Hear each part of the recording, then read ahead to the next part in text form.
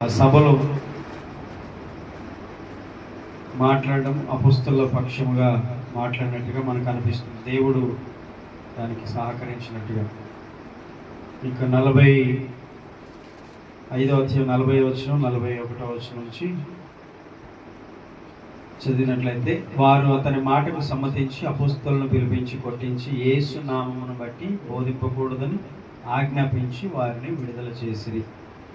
అయితే 41వ వచనం మనం చదివినప్పుడు, ఆ నామము కొరకు అవమానము పొందుటకు పాత్రులను ఎంచబడినందున వారు సంతోషించుచు మహాసభ ఎదుట నుండి వెళ్ళిపోయి ప్రతి దినము దేవాలయములను ఇంటింటను మానక బోధించుచు యేసే క్రీస్తుని ప్రకటించుచుండిరి. గమనించండి, మనము ఈ అపోస్తలుల పట్ల ప్రజలు లేకపోతే యూద మత నాయకులు అధికారులు ప్రవర్తించిన తీరును మనం చూస్తాం. అంటే యేసు ప్రభువుని ప్రకటిస్తున్నందుకు ఆయన గురించి బోధిస్తున్నందుకు ఏం చేశారు? చెరసాల్లో వేశారు, హింసించారు, బాధ పెట్టారు.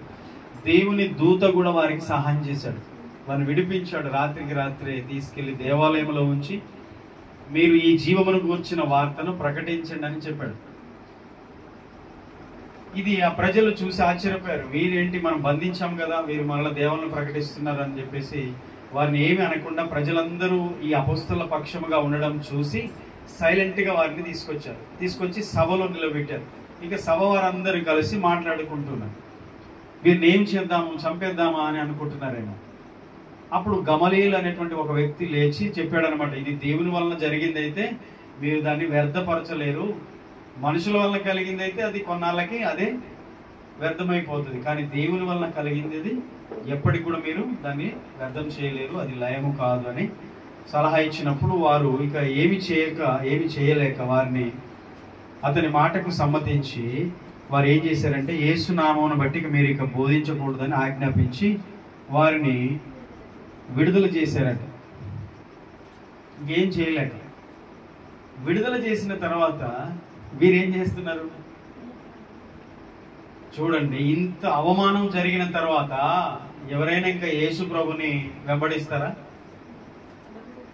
సంగమా, ఆలోచించాలి. ఇంత అవమానం జరిగిన తర్వాత యేసు ప్రభుని నమ్ముకుంటే ఘోరమైన అవమానం జరిగింది ఆయన ప్రకటించుతున్నందుకు. మరి ఏం చేశారు వీళ్ళు? ఏం చేశారు? మానేశారా? ఇంకా చెప్పడం మానేశారా? యేసు ప్రభుని వెంబడించడం మానేశారా అనుకుంటున్నారా? వారు ఏం చేశారంటే మరి ఎక్కువగా మానక దేవాలయములోను ప్రతి దినము దేవాలయములోను ఇంటను మానక బోధించుచుండేది. హల్లెలూయా. ఇది నిజమైన క్రైస్తవ్యం అంటే, డూప్లికేట్ క్రైస్తవం కాదు. ఫేక్ క్రిస్టియన్స్ ఉంటారు కొంతమంది, వారంతా క్రీస్తుకు అవమానం తెచ్చేవాళ్ళే, కానీ క్రీస్తుకు మహిమ తెచ్చే వాళ్ళు ఏమిటంటే వాళ్ళు ఎలా ఉంటారంటే వాళ్ళ స్టేట్మెంట్ చూద్దాం. వాళ్ళు ఏమన్నారు తెలుసా? పేతురు ఏమన్నాడు తెలుసా? 41వ వచనంలో, ఆ నామము కొరకు అవమానము పొందుటకు పాత్రులమని ఎంచబడినందున వారు సంతోషించుచు సభ ఎదురుని వెళ్ళిపోయారు. హల్లెలూయా. ఆ నామము కొరకు, ఏ నామము? యేసు నామము కొరకు, యేసు నామమును ధరించినందుకు, యేసు నామమును అంగీకరించినందుకు, యేసును రక్షకుడుగా వారు అంగీకరించినందుకు లోకములో, సమాజంలో, మనుషుల మధ్యలో వీరికి అవమానం కలిగిందంటే యేసును మీరు ప్రకటించొద్దు, చర్చికి వెళ్ళొద్దు, ప్రార్థన చేయొద్దు అని చెప్పేసి వాళ్ళు బాధ పెట్టారు కదా, అవమానపరిచారు కదా, హేళన చేశారు కదా. అలా హేళన చేయబడినప్పుడు, అవమానం పాలైనప్పుడు వారు ఇన్సల్ట్ గా ఫీల్ కాలేదంట. ఇంత అవమానమా మనకు దేవుని నమ్ముకుంటే అని వారు సిగ్గుపడలేదు. కానీ ఏం చేశారంటే ఆ నామము కొరకు అవమానం పొందుటకు పాత్రులం. అసలు ఆయన నామం నిమిత్తం మనం బాధ అనుభవించడం యోగ్యత, ధన్యత అని భావించారు. అది సిగ్గు, అవమానం అనుకోలేదంట. అర్థమవుతుందా? బైబిల్ ఏం జరిగిందో, దేవుడు ఏం చెప్పాడో, బైబిల్ చరిత్ర ఏం జరిగిందో దానికి రివర్స్ చేస్తా ఉంటారు, ఆలోచిస్తారు. మన ఆలోచనలు రివర్స్ ఉంటాయి వీళ్ళకి. నిజమైన క్రైస్తవులకు ఇప్పుడున్నటువంటి అటు ఇటుగా ఉండే క్రైస్తవులకు ఉన్న ఆలోచనలు రివర్స్ ఉంటాయి. వారు యేసును ధరించినందుకు, భరించిన ఆయన నామమును అంగీకరించినందుకు అవమానం పొందుటకు పాత్రులమని, ధన్యులము, యోగ్యులమని వారు భావించి సంతోషించుచు. హల్లెలూయా. అవమానం వస్తే సంతోషిస్తారు ఎవరైనా? యేసు ప్రభువుని నమ్ముకుంటే వాళ్ళు సంతోషించారు. ఈరోజు శ్రమలలో సంతోషించే క్రైస్తవులు కావాలి. హల్లెలూయా. దేవుడు వారి పక్షంగా ఉన్నాడు, ఇది నిజం. దేవుడు వారికి తోడుగా ఉన్నాడు, ఇది నిజం. దేవుడు తోడుగా ఉంటే మరి చెరసాలు ఎందుకు వేయబడతారు, కష్టాలు ఎందుకు వస్తాయి అని మన ప్రశ్న. వింటున్నారా? వాళ్ళకి ఆ ప్రశ్నలు లేవు. దేవుడు తోడుగా ఉన్నా, ఆయన మనతో ఉన్నా, ఆయన నామం కొరకు అవమానం భరించడం మనకు యోగ్యులం, అది మన ధన్యత అని వారు సంతోషించారు. మనమేమో క్వశ్చన్ చేస్తాం, దేవుడు తోడుంటే ఇట్లెందుకు అవుతుంది, అట్లా ఎందుకు జరుగుతుందని మనం అనుకుంటాం. కానీ దేవుడు తోడుగా ఉన్నా లోకంలో మనకు అవమానాలు వస్తూనే ఉంటాయి. అయితే అది మనం భరించినప్పుడు, ఆయన నామమును బట్టి అది మనకు ధన్యత అని భావించినప్పుడు, సంతోషించినప్పుడు దేవుడు మనల్ని బట్టి సంతోషిస్తాడు. హల్లెలూయా.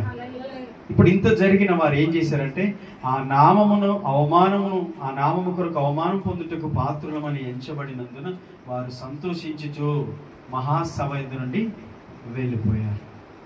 ఇది ఆదిమ సంఘములో చరిత్ర. మొదటి సంఘం జరిగిన సంభవాలలో, సంఘటనలో, సంఘములో జరిగినటువంటి కార్యాలు. అంటే వారు వెళ్ళి సువార్త ప్రకటిస్తున్నప్పుడు వారు ఎదుర్కొన్న పరిస్థితులు అవన్నీ. మరి ఈరోజు దేవుని నమ్మిన వాళ్ళు ఏం చేయాలి? విశ్వాసంతో ఉండాలి. విశ్వాసాన్ని కాపాడుకోవాలి. విశ్వాసమును కాపాడుకోవాలి. కొంతమంది విశ్వాసం ఎలా ఉంటుందంటే, కొన్ని రోజులు ఒక్కడికి వెళ్తారు, అక్కడ పని కావట్లేదు, చర్చికి పోయి చూద్దాం. ఎక్కడికి పోయి?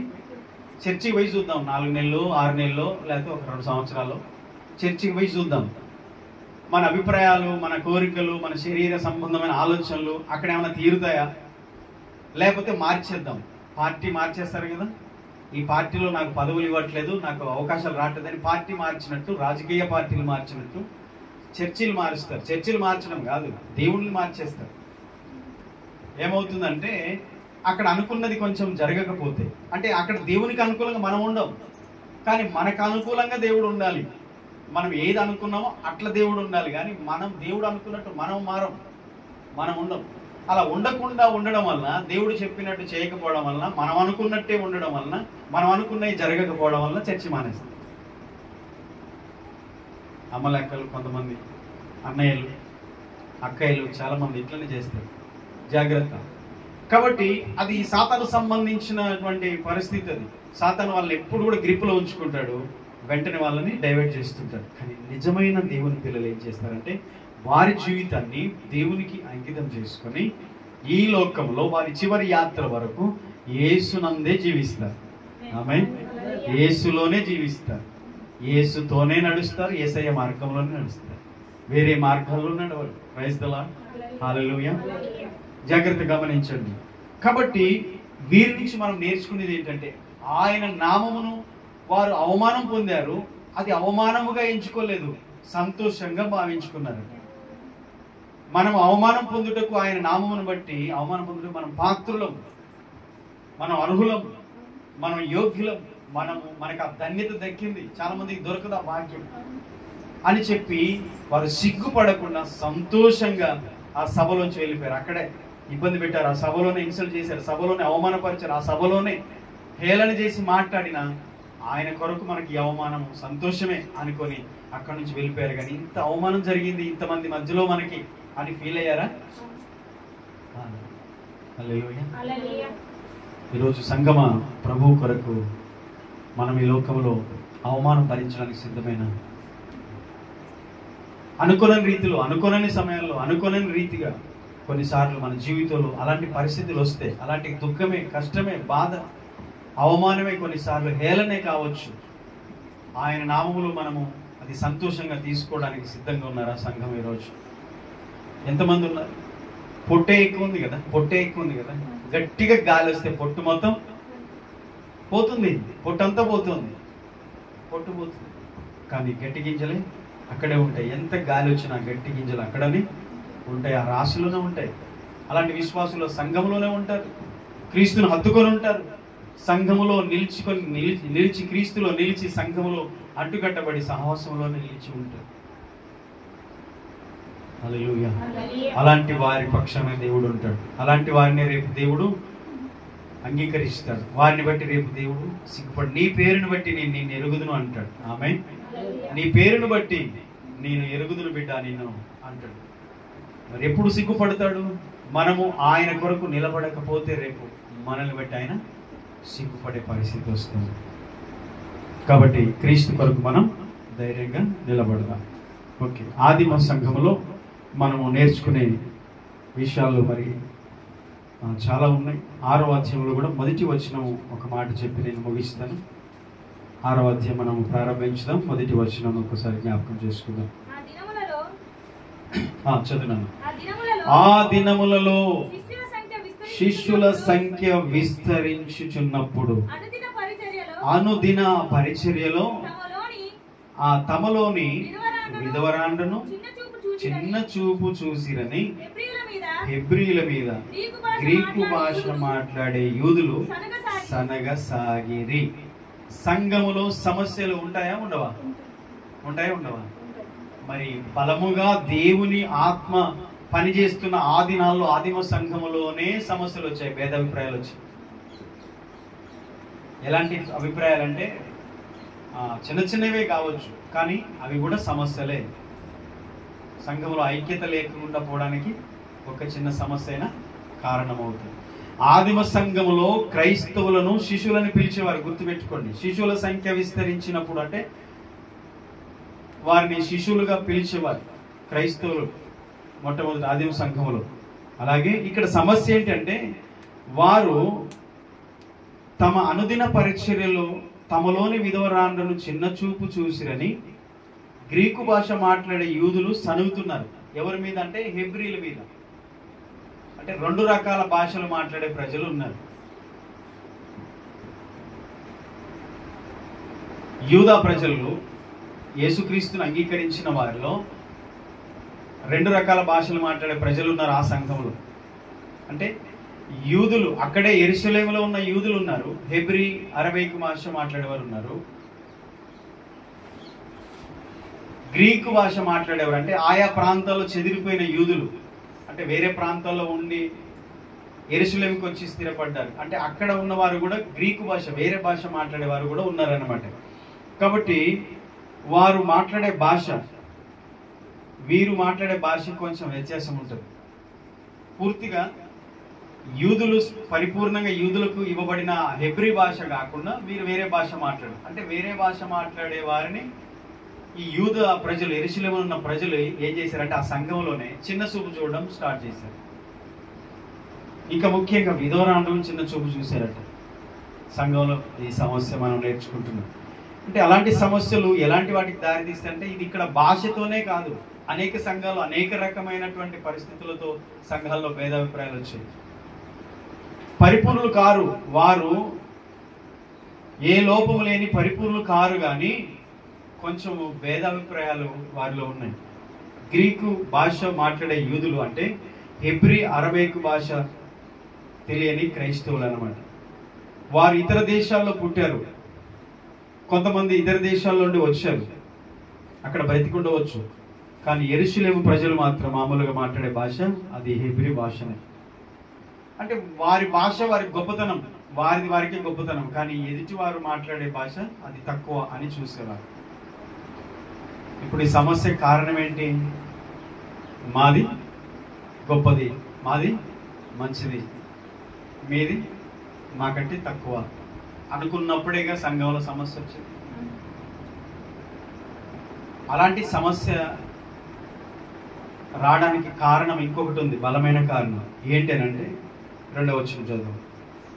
అప్పుడు 12 అపోస్తలులు తమ యొద్దకు శిష్యుల సమూహమును పిలిచి, మేము దేవుని వాక్యం బోధించటమాని ఆహారం పంచిపెట్టుట యుక్తము కాదు, కాబట్టి ఏం కాదమ్మా, ఏమంటున్నారు? ఆహారం పంచిపెట్టే యుక్తము కాదు అంటే మేము బల్ల యొద్ద పరిచర్య చేయటం అది ఎంత మాత్రం మంచిది కాదు, యుక్తము కాదు. ఇప్పుడు ఈ సమస్య దేనికి సూచనగా ఉంది? అసలు ఫస్ట్ సమస్య ఏంటి అని అంటే చిన్న చూపు చూశారట. ఒకరిని ఇంకొకరు చిన్న చూపు చూస్తున్నారు. హెబ్రీలు ఈ గ్రీకు భాష మాట్లాడే వారిని చిన్న చూపు చూస్తున్నారు. అయితే ఈ చిన్న చూపు చూడడంలో అసలు కారణం ఏంటంటే వారు భోజనముల దగ్గర తేడా వచ్చింది. తిండి గోల ఇక్కడే ఉందా, ఇప్పుడే ఉందా సమస్య? అప్పుడు కూడా ఉందా? అప్పుడు కూడా ఉంది, ఇప్పుడు ఎక్కడైనా ఉంది. కొట్టుకునేదే తిండి కాడ, గొడవలు వచ్చేది కూడా తిండి కాడనే. బయట చూడండి మీరు ఎక్కడైనా. ఈ సమస్య చాలా పెద్దది, అర్థమైందా? ఎందుకు మరి దానికి అంత ప్రయారిటీ ఎందుకు ఉందంటారు? ఉంది. డబ్బుకి ఎంత ప్రాధాన్యత ఉందో తిండి కాడ కూడా అంత ప్రాధాన్యత ఉంది. సమాజంలో చూస్తున్నాం. ఎందుకు అతన్ని చంపారు అంటే డబ్బు కోసం, ఆస్తుల కోసం. ఎందుకు గొడవైంది ఫంక్షన్లో అంటే తిండి కాడ ముక్కలు బాగా వేయలేదు కాబట్టి, మంచిగా వడ్డించలేదు కాబట్టి. అంటే సమస్య అనేది సంఘంలో ప్రప్రథమంగా ఎక్కడ చూస్తున్నాం? ప్రార్థనల ద్వారా వచ్చిందా? ప్రార్థనలో సమస్య ఉందా? ఆరాధనలో సమస్య ఉందా? వాక్యంలో సమస్య ఉందా? చెప్పండి. తిండి దగ్గర సమస్య ఉంది. వింటున్నారా? అందుకనే వారు ఏమంటున్నారు? 12 మంది అపోస్తలులు, మేము వాక్యము బోధించటం మాని ఆహారం పంచిపెట్ట యుక్తము కాదు.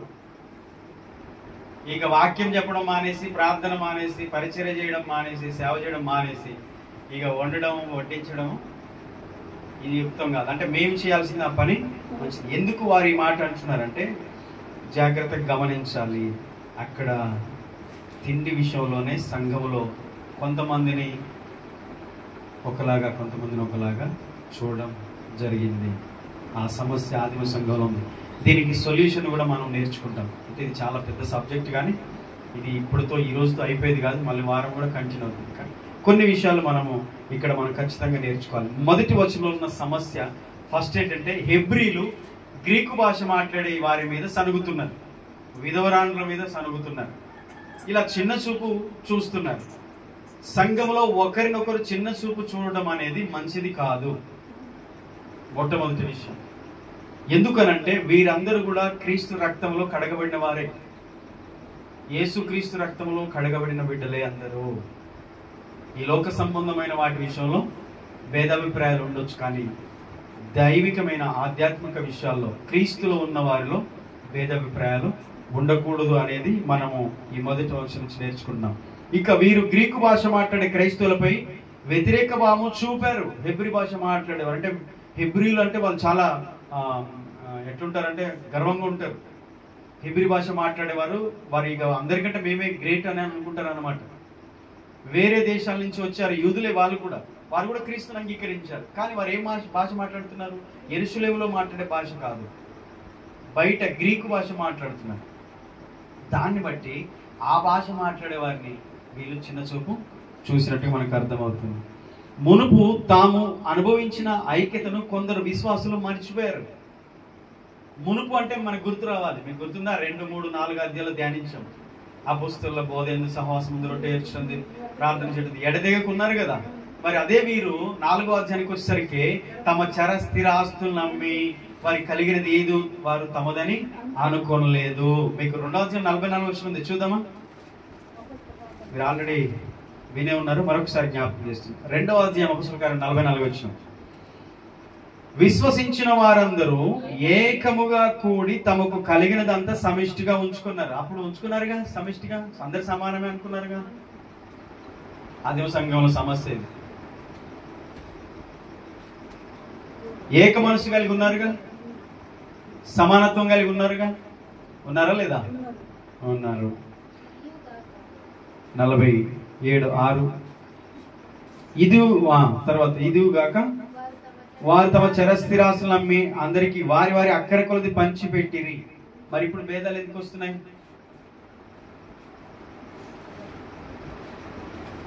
హల్లెలూయా. గమనించాలి. ఎందుకనంటే మనుషులు దేవునికి దగ్గరగా ఉండనప్పుడు, కొన్నిసార్లు మనుషులు అహం వచ్చినప్పుడు, గర్వం వచ్చినప్పుడు మొదటున్న స్థితిని కోల్పోతారు.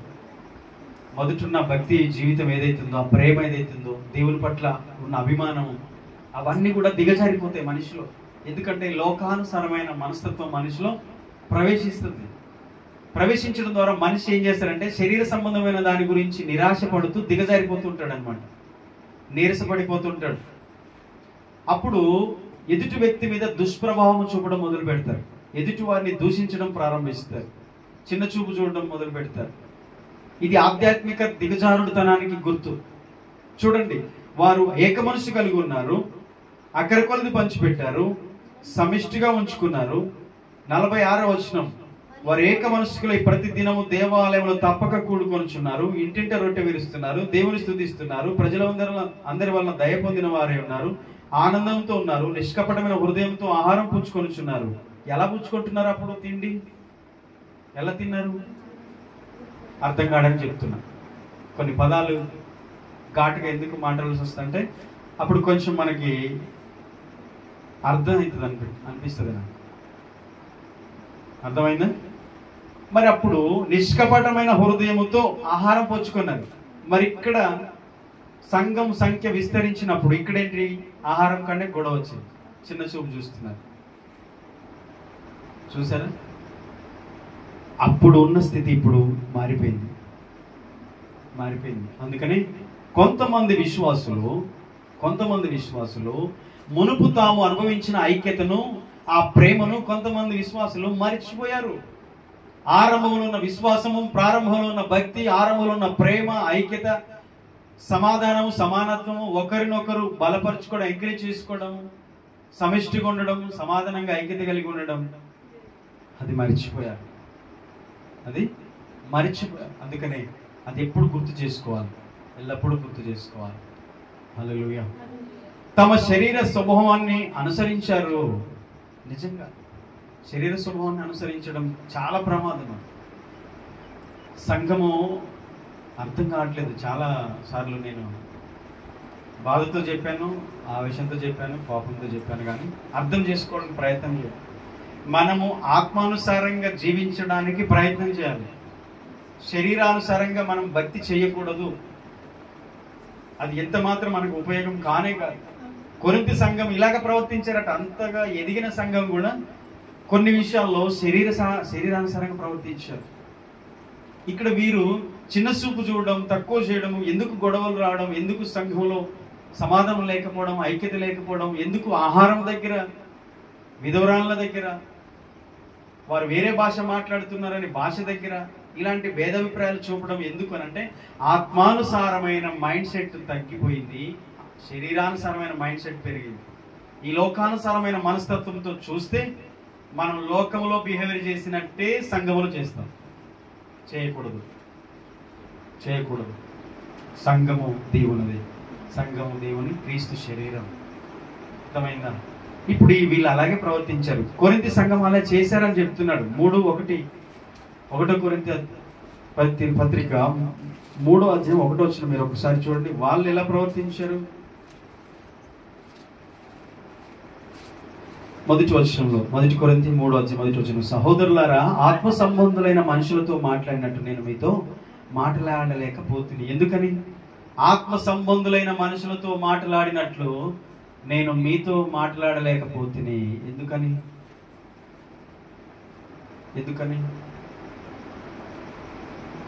ఎందుకు సేవకుడు ఆత్మ సంబంధులైన వారితో మాట్లాడినట్టు మీతో మాట్లాడమంటే మీరు శరీర సంబంధులు అయిపోయారు. ఈ సంఘస్థులు ఆత్మానుసారమైన భక్తి లేదు, ఆత్మానుసారంగా జీవితం లేదు, మోకాల్లోంచి ప్రార్థన చేసేది లేదు, దేవునికి లోపడేది లేదు, దేవునికి భయపడేది లేదు, అసలు భక్తి లేదు. ఏ రోజో భక్తి అక్కడ పెట్టేశారు. భక్తి విడిచిన వాని మార్గములు వానికి వెక్కసమైపోతుంది.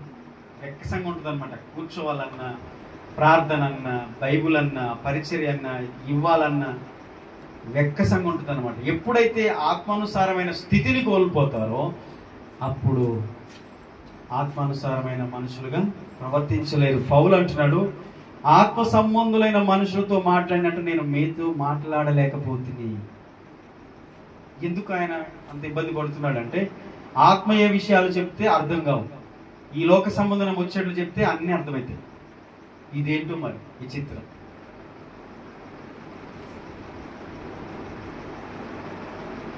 లోక సంబంధం వచ్చేట్లు చెప్తే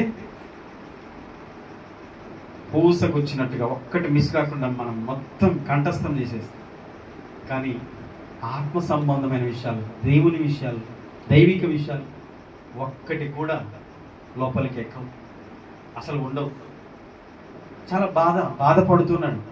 ఎందుకు మాట్లాడకపోయానంటే శరీర సంబంధులైన మనుషులే అని, క్రీస్తునందు పసిబిడ్డలే అని మీతో మాట్లాడవలసి వచ్చింది. బాబా,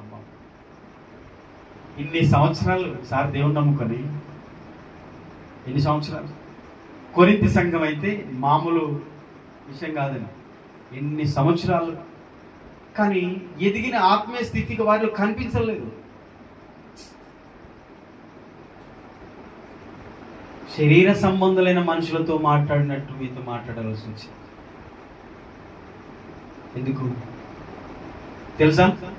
కొరింథీ సంఘములో విశ్వాసులు శరీర సంబంధులైన మనుషులాగా అయిపోయారు. ఇక ఎందుకు అని అంటే కొరింథీ సంఘములో పాపం ఉంది, పాపం చేస్తున్నారు, గొడవలు పడుతున్నారు. ఈ పత్రిక మీరు చదవండి, 2 పత్రికలు చదవండి, అర్థమవుతుంది. చదవచ్చిన వాళ్ళు చదవండి, సమయం లేదు ఇప్పుడు చెప్పలేను. ఎందుకు శరీర సంబంధులైన మనుషులు అయిపోయారు?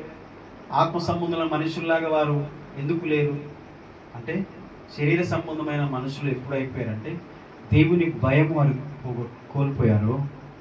సంఘములో విశ్వాసులు పాపం చేస్తున్నారు, జాగ్రత్తం చేస్తున్నారు, వ్యభిచారం చేస్తున్నారు, తాగుడుకు బానిసలయ్యారు, సంఘస్థులే.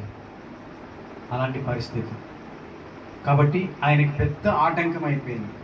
ఆత్మ సంబంధమైన మనుషులతో మాట్లాడినట్టు మీతో నేను మాట్లాడలేకపోతే అని బాధపడుతున్నారు. ఈ సమస్య సంఘంలోకి వచ్చినప్పుడు సంఘంలో అందరూ కూడా అలాగే ప్రవర్తిస్తారు. కానీ ఈరోజు దేవుడు ఏం కోరుకుంటున్నాడు? మనం శరీర సంబంధులాగా అలాగే ఉండాలా? ఎన్ని సంవత్సరాలైనా మోకాలు వేయండి, ప్రార్థన చేయండి, ఆత్మ సంబంధులాగా మారండి, ఎదగండి. క్రీస్తు రాకడ సమీపంగా ఉంది. మీరు ఆత్మ సంబంధులైన మనుషుల్లాగా మారండి. అలా మారినప్పుడే దేవుడు మనల్ని బట్టి సంతోషిస్తారు. సమస్య రావడానికి కారణం అదే. తమ శరీర స్వభావాన్ని అనుసరించారు.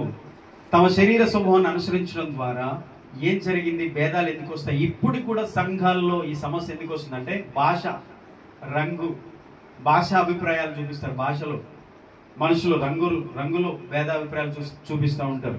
ఇంకా కులంలో భేదాభిప్రాయాలు చూపిస్తుంటారు. వారి యొక్క జాతిలో భేదాభిప్రాయాలు చూపిస్తూ ఉంటారు. ఇంకా చెప్పాలంటే వారి యొక్క హోదాలో, డబ్బులో. దీన్ని బట్టి మనుషులు ఎందుకు గొడవలు వస్తాయంటే, భేదాభిప్రాయాలు ఎందుకు వస్తాయంటే ఈవెన్ తారతమ్యాలు చూపించడం ద్వారా. మరి సేమ్ సంఘంలో కూడా అలాంటి పరిస్థితి వస్తే, సంఘంలో కూడా అలాంటి పరిస్థితి లోకంలో ఉన్నదే. ఇవన్నీ మనం చెప్పుకున్నవి అవి సంఘంలో ఉంటే సంఘము ముక్కలైపోతుంది. అర్థమైందా? సంఘము ముక్కలైపోతుంది. అందుకనే ఆర్థిక పరిస్థితిని బట్టి కానీ, మనకున్న హోదా బట్టి కానీ, వీటిలో దేన్ని బట్టి కానీ మనము ఇతరుల క్రైస్తవుల పట్ల, ముఖ్యంగా విశ్వాసుల పట్ల భేదాభిప్రాయము చూపడం చాలా చెడ్డ పని. అది మన భ్రష్ట స్వభావంలో నుంచి వస్తుంది. ఇలాంటి స్వభావం మనిషి యొక్క భ్రష్ట స్వభావం. ఇక్కడ ఆదిమ సంఘంలో జరిగినటువంటి ఆ విషయాలు మనం ఒక్కొక్కటి నేర్చుకుంటే ఎన్నో లోతుగా మనం వెళ్ళిపోతాం. ఇంకా కొన్ని మనము సరి చేసుకోవడానికి, మనము నేర్చుకోవడానికి, రెండవది మనం దీవించబడడానికి కూడా ఎన్నో విషయాలు దేవుడు సంఘంలో రాయించాడు ఈ బైబిల్లో. కాబట్టి మన జీవిత విధానంలో తేడా రాకుండా చూసుకోవాలి. ఏం చేయాలంటే మనం ఆత్మ సంబంధులుగా ఉండడానికి ప్రార్థన చేయాలి. ఆత్మ సంబంధులు ఉండడానికి ప్రార్థన చేయాలి. క్రీస్తులు అలాంటి వ్యత్యాసాలకు తావు లేదు అనే విషయాన్ని మనం గుర్తించాలి. ఆయన ఎప్పుడు కూడా భేదాభిప్రాయాలు చూపించలేదు. యేసుక్రీస్తులు ఇవి లేవు, అసలు లేవని, ఇవేవి లేవు. కానీ సంఘంలో అవి స్టార్ట్ అయ్యాయి. కానీ దానికి సొల్యూషన్ ఇచ్చారు. ఎప్పుడైతే ఆ సమస్య వచ్చిందో ఆ సంఘంలో, దానికి ఈ అపోస్తలు ఏం చేశారంటే, ఇలాంటి పరిస్థితి రావద్దుగా, ఏం చేయాలి, మనం ఏం నిర్ణయం తీసుకోవాలి అని వారి తర్వాత ఆ పరిస్థితిని వారి మధ్యలో లేకుండా చేసినట్టే మనం తర్వాత నెక్స్ట్ వారం దాన్ని ధ్యానిస్తాం. కానీ చిన్న చూపు చూడడం, భేదాభిప్రాయాలు కలిగించడం, ఒకరిని ఒకరికి మనము భేదాలు పుట్టించే వారికి మనం ఉండకుండా ఉండాలి. ఆమేన్. అలాంటి విశ్వాసులు సంఘాలను మారుస్తూ ఉంటారు. ఈ చర్చి కొన్ని రోజులు, ఆ చర్చి కొన్ని రోజులు, ఆ ఊరు కొన్ని రోజులు, ఈ ఊరు కొన్ని రోజులు, ఆ పాస్టర్ ఈ పాస్టర్. ఇక్కడ వారు అనుకున్న విధానం లేకపోతే ఇక్కడ ఆయన మంచోడు కాదు, ఇగో ఈ సంఘం మంచిది కాదు, ఈ పాస్టర్ మంచోడు కాదు, వాళ్ళలో ఆ లోపం ఉంది, వీళ్ళలో ఇది ఉంది అని చెప్పేసి వేరే కాడికి వెళ్తారు. కొన్ని రోజులు అక్కడికి వెళ్ళిన తర్వాత వారు అక్కడ అనుకూలంగా వారు అనుకున్నది ఆడ జరగకపోతే అక్కడ ఉన్న వాళ్ళు కూడా మళ్ళీ అలాగే నిందించి మళ్ళీ ఇంకొకడికి వెళ్ళిపోతారు. అర్థమైందా? ఇలాంటి వాళ్ళు కూడా విశ్వాసులు ఉంటారు. జాగ్రత్తగా ఉండాలి అలాంటి వారితో. ఒకే దేవుడు, ఒకే సంఘం, ఒకే మందిరం, ఒకే దైవజనుడు, మనం ఒకే సంఘంలో కట్టబడి నమ్మకంగా ఉండాలి. పొరపాట్లు ఉన్నా సరి చేసుకోవాలి, ఒకరినొకరు ప్రేమించాలి, సహించాలి, భరించాలి. కానీ ఒకరి మధ్య ఒకరికి భేదాలు పుట్టించి గొడవలు పుట్టించద్దు. ఒకరినొకరు చిన్న చూపు చూడొద్దు. దేన్ని బట్టి కూడా, కులాన్ని బట్టి, డబ్బును బట్టి, హోదాను బట్టి, మనకున్న భాషను బట్టి. ఇక్కడ హెబ్రీలు వారి భాషను బట్టి గ్రీకు భాష మాట్లాడే వారిని, విధవరాలను చిన్న చూపు చూశారు కదా. మరి సంఘంలో అలాంటిది అది దేవునికి అవమానం తెచ్చేది. క్రీస్తులు అలాంటివి లేవు. ఆయన అందరినీ ప్రేమించాడు, అందరి కొరకు ప్రాణం పెట్టాడు. కాబట్టి సంఘం అనగా క్రీస్తు శరీరం. మరి క్రీస్తు శరీరం అని అనుకున్నప్పుడు క్రీస్తులాగానే సంఘం కూడా ఉండాలి. శరీర సంబంధమైన మనుషుల్లాగా ఉండొద్దు. కొరింథీ సంఘం అలాగే ఉన్నారు కదా. పౌలు చాలా ఇబ్బంది పడ్డాడు. మీతో నేను మాట్లాడలేకపోతున్నాను, మీరు ఆత్మ సంబంధం మనుషులు కాదు, ఈ ఆత్మీయ విషయాలు మీతో చెప్పలేకపోతున్నానని బాధపడ్డాడు. ఎందుకు బాధపడ్డాడంటే మీరు ఇంకా శరీర సంబంధులైన మనుషులే, ఇంకా లోకం ముచ్చట్లు చెప్తున్నారు, లోకం గురించి ఆలోచిస్తున్నారు. బ్రతకడానికి పని చేయాలి, సంపాదించాలి, అది వేరు, ఆ జీవితమే వేరు. కానీ ఆత్మీయ జీవితం వేరు. మనం క్రీస్తులో నూతనంగా జన్మించిన తర్వాత క్రీస్తులాగా మనం బ్రతకాలి, సమర్పించుకోవాలి, పరిచర్య చేయాలి, దేవునికి ఇవ్వాలి, సాక్రిఫైస్ చేసుకోవాలి, ఆరాధించాలి, ప్రార్థించాలి, ఇతరులకు ప్రేమించాలి, సువార్త ప్రకటించాలి, దేవుని గురించి మాట్లాడాలి. ఎల్లప్పుడూ దేవుని దగ్గర మనం మోకాళ్ళు వచ్చి ఆయనతో సహవాసం చేయాలి, ప్రార్థన చేయాలి. ఏవి చేయకపోతే శరీర సంబంధులైన విశ్వాసంలాగా ఉంటాం. కేవలం పండుగలకు, భోజనాలకు, వీటికి పరిమితమై శరీర సంబంధుల్లాగా మాత్రం మిగిలిపోతాం తప్ప దేవునికి ఏ మాత్రం ఉపయోగపడం. అలాగే దైవజనునికి పెద్ద ఆటంకంగా ఉంటాం. సేవకుడు ఏదైనా పరిచర్య చేద్దామంటే ఆత్మ సంబంధులైతే అర్థం చేసుకుంటారు, ప్రార్థన చేస్తారు, మేమున్నాం పద చేద్దామంటారు. శరీర సంబంధులైతే అడ్డుకుంటారు, ఆటంకపరుస్తారు, సహకరించరు, అసలు పరిచర్యనే జరగనివ్వరు. మరి ఆత్మ సంబంధులకు శరీర సంబంధులకు తేడా.